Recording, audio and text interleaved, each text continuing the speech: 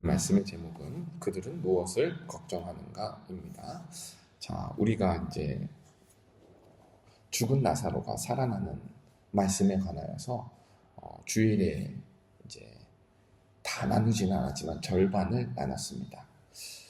그리고 오늘 본문이 나사로가 살아난 직후에 일어난 대화들입니다. 여러분, 죽은 자가 살아났다라는 거 어떤 의미이죠? 그냥 굉장한 의미이죠. 말할 것이 더 없죠. 무덤에서 돌을 옮기셨고 예수님께서 나사로를 부르셨을 때 죽어있던 자가 걸어 나왔습니다. 사람들은 이 모든 사실을 들었고 나사로가 썩은 냄새가 나는 것이 아니라 살아있는 정말로 생명력 있는 육신을 입고 나오는 것도 냄새도 맡고 보기도 하였을 겁니다. 그러니까 이것을 본 사람들이 우리가 그냥 객관적으로 이성적으로 생각하면 당연히 예수님 믿고 찬양해야지 이렇게 생각하는 것이 맞죠. 근데 본문에 보니까 45절을 보십시오. 마리아에게 와서 예수께서 하신 일을 본 많은 유대인들이 그를 믿었으나, 자, 많은 사람들이 예수님을 믿었다라는 사실이 있어요. 그런데 그렇지 않은 사람도 있다라는 거예요. 46절에 그 중에 어떤 자는 바리새인들에게 가서 예수께서 하신 일을 알리니라. 의심을 가지고 걱정을 가지고 자기 지도자들에게 가가지고 예수님께서 하신 일을 알렸다라는 사실이에요. 그래서 도대체 그들은 무엇을 걱정하는가? 오늘 설교의 제목대로 믿지 못하는 사람들은 도대체 무엇이 걱정이어서 예수께 이 일을 알리는 것인가? 자, 한번 말씀 가운데 살펴보도록 하겠습니다. 자, 이제 예수님께서 표적을 행하시고 어떤 사람들이 심히 걱정해서 이 일을 가지고 재판을 할 수 있는 권리가 있는, 또 이 일을 판단할 수 있는 권리가 있는 사람들에게 가서 일러 바친 겁니다. 일러 바쳤을 때 뭐가 일어났느냐? 47절에 이에 대제사장들과 바리새인들이 공회를 모으고 이르되 이 사람이 많은 표적을 행하니 우리가 어떻게 하느냐. 자, 일단 이 사람들이 공회를 열어서 하는 말이 예수가 표적을 행한다라는 것은 인정을 해요. 그것도 한두 번의 표적이 아니라 많은 표적, 사람의 힘으로는 도저히 할 수 없는 표적을 행한다라는 것은 인정을 합니다. 근데 이 사람들이 정말로 이 표적이 일어나면 일어날수록 걱정하는 내용이 48절에 나옵니다. 자, 우리 48절 함께 읽어보겠습니다. 시작. 만일 그를 이대로 두면 모든 사람이 그를 믿을 것이요 그리고 로마인들이 와서 우리 땅과 민족을 빼앗아 가리라 하니. 자, 이제 이 사람들이 걱정하는 것이 두 가지죠. 하나는 표적이 더 일어나면은 군중들이 예수를 믿을 것이다. 이거 하나고, 두 번째는 그렇게 되면은 로마인들이 와서 우리를 침략해서 우리 땅과 민족을 빼앗아 갈 것이다. 두 가지예요. 아니, 왜 예수님 믿는 것이 로마인들에게 침략당하는 것과 상관이 있는가? 이 사람들은 왜 이 두 가지를 엮어서 예수님이 행하시는 일들을 두고 걱정하는 것인가? 자, 여기에 대해서 이해를 먼저 하려면, 자, 예수님을 믿는 사람들이 있고 예수님을 신기하는 사람들이 있으니까 예수님을 많은 사람들이 따라다니죠. 대표적으로 광야에서 예수님께서 오병이어의 기적을 일으킬 때 몇 명의 사람이 따라갔죠? 성인 남자만 5,000명이었어요. 그 말인즉 남녀노소를 다 합치면 2만 명 넘는 수준이 예수님을 따라다녔다는 거예요. 그럼 자, 여러분, 요즘에도 어디 광장에 사람들이 예를 들어서 10만 명, 20만 명 모인다. 무슨 일이죠? 무슨 집회가 있다라는 거예요. 정치적인 집회가 있기 때문에 광장에 누구든지 그렇게 모여가지고 무엇을 한다라는 의미예요. 그럼 이때 당시에 뉴스도 없고 핸드폰도 없고 그리고 모이자 하는 이런 것도 없는 이 시대에 2만 명이 누구 한 명을 쫓아다닌다. 어떻게 받아들여져요? 새로운 왕이 나타났구나. 또는 새로운 강력한 리더십이 나타나서 사람들을 끌어모으는구나. 표면적으로 보면 이렇게 받아들인다는 거예요. 그러니까 대제사장들과 바리새인들은 지금 유대 민족이 로마의 통치를 받고 있어요. 식민 통치를 받고 있어요. 그럼 자신들의 권력을 유지하는 것은 로마가 세니까 어쩔 수 없으니까 요 정도 선에서 통치를 받는 거에서 마무리해야지.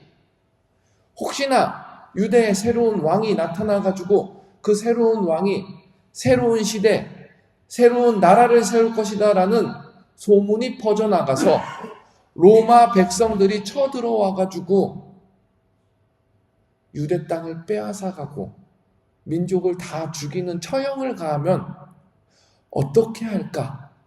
대제사장들과 바리새인들이 그것을 벌벌 떨고 있었다라는 사실이에요. 근데 여기서 짚어볼 사실이 있습니다. 여러분, 대제사장들과 바리새인들 누구 믿는다라고 하는 사람들입니까? 하나님 믿는다라고 하는 사람들이에요.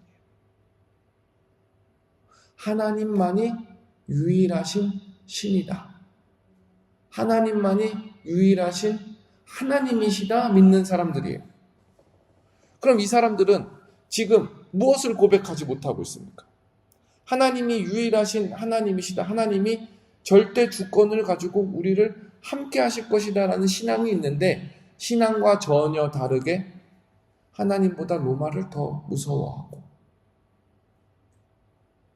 그러다 보니까 하나님의 아들로서 오신 참 왕이신 예수 그리스도는 보지도 못하고 결국 이들은 자기 밥그릇, 자기 안전, 자기가 생각하는 자기들의 종교적인 권위와 이 울타리를 지키려고 하다 보니까 예수님께서 이 땅에 나타나서 미르의 뿌리부터 흔드실 때에 주님, 당신이 뭔데 내 세상을 흔들려고 합니까?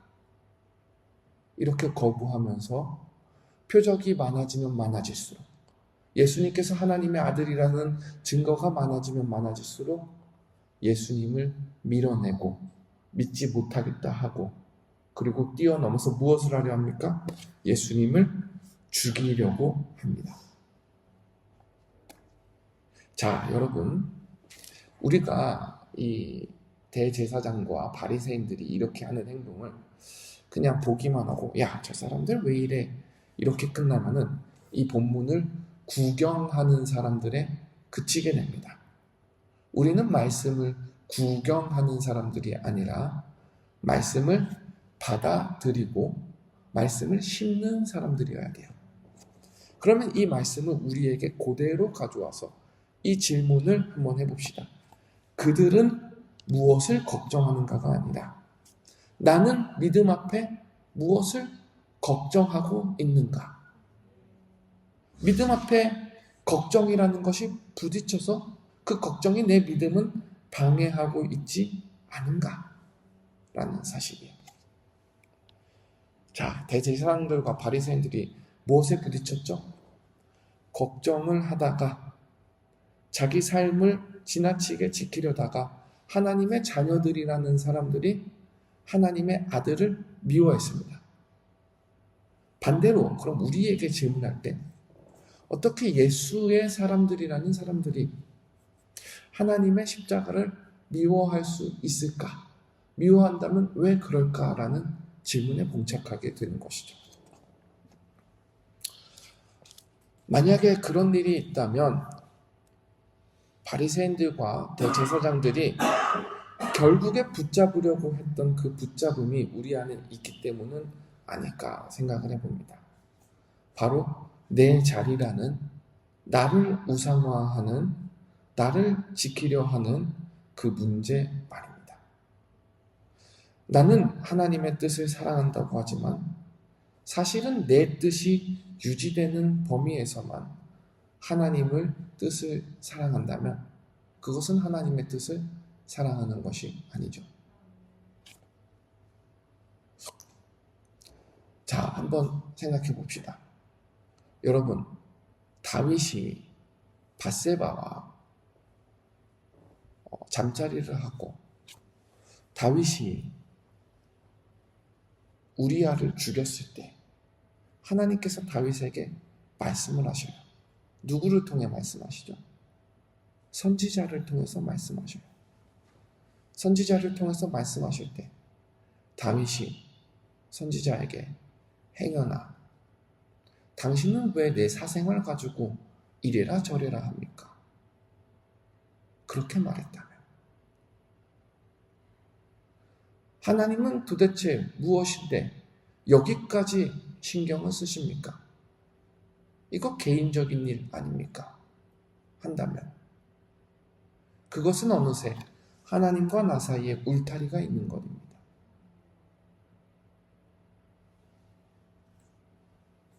겉으로는 신앙의 언어를 쓰면서 속으로는 십자가 없는 길에 가는 것이죠. 이 땅에서 정말 잘 먹고 잘 살고 잘 된다라는 것은 그리스도인에게 있어서는 특별한 의미가 있습니다.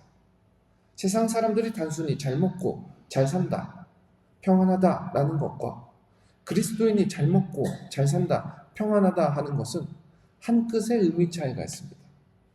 그 한 끗의 의미 차이는 주님이 원하시는 방향으로 잘 먹고 잘 살고 평안하다가 들어가야 하는 것입니다.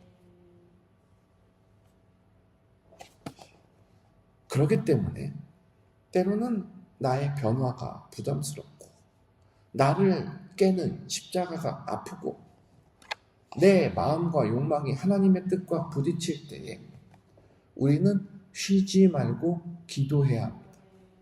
쉬지 말고 기도하라는 것은 계속 예배당에 나와서 눈 감고 있어라 이것이 아니라 부딪힐 때마다 부딪히기 전이라도 하나님 이게 맞습니까? 하나님 어떻게 해야 합니까? 하나님 감당할 수 있는 능력을 주십시오. 하나님을 바라보고 나와 항상 하나님께서 내 옆에 계시다라는 사실을 믿고 고백하는 그 고백대로 기도하고 나아갈 수 있어야 합니다. 하나님은 이 대제사장들과 바리새인들의 회의 속에서 굉장히 놀라운 말씀을 하십니다.